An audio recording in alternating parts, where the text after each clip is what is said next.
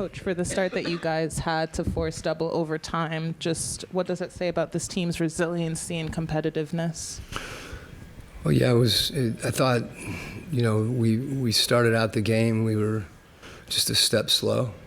And I remember at the beginning of I thought we played really good defense the second half. And we're talking about communicating, and there was a possession in front of our bench where DeAndre was just talking about things we're trying to do and letting his teammates know. And I thought that was indicative to me of the way that we competed defensively. And, we were able to obviously climb back in the game and, we're right there. Of course, you have to look back at the film, but what would you say were some of those looks that were taken kind of in that second overtime period that allowed Miami to kind of get off to, I think, a 6-0 run? Yeah, I mean, we had the lead at 1.2. I think you want to stay aggressive, and we had a few good looks that didn't fall.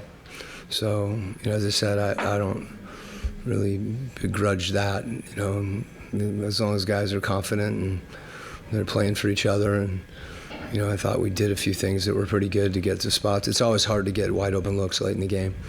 But we had some makeable shots, and they just didn't go in. And, Miami hit a couple as well. I wanted to stay on DeAndre. He had a tough defensive assignment. He had Jimmy Butler for most of the night, but in that third quarter, I felt like he really went off.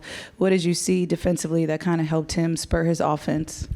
Well, I think the biggest thing is even if, I'd like to think those two things aren't necessarily that correlated, that we can just defend regardless until shot starts to go. And he's been a warrior with that. As you said, that's Jimmy Butler's, an elite player. And, DeAndre just fought him, and I thought, he got us some buckets. He went to the rim.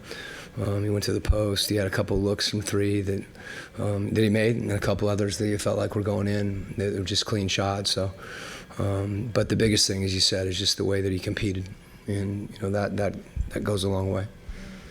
Coach, the front office has talked about Hawks DNA this season. So, how much have you seen the culture shift in your first full season here, and how close do you feel the organization is to sort of forming that consistent philosophy? Yeah, I'm not looking at that right now. I mean, every organization and every team has overarching goals. I mean, I think for us, the focus is just come out every night and compete, and that's the way that you build a culture. You repeat those things. You stay unselfish. You compete, and you don't claim that, you do it, and we've got to keep doing it.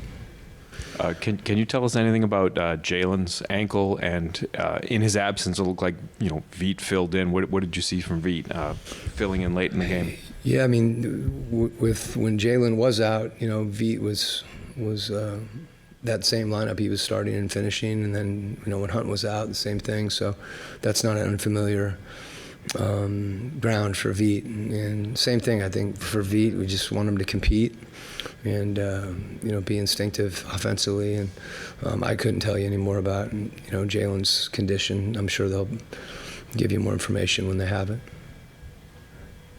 Okay, thank you.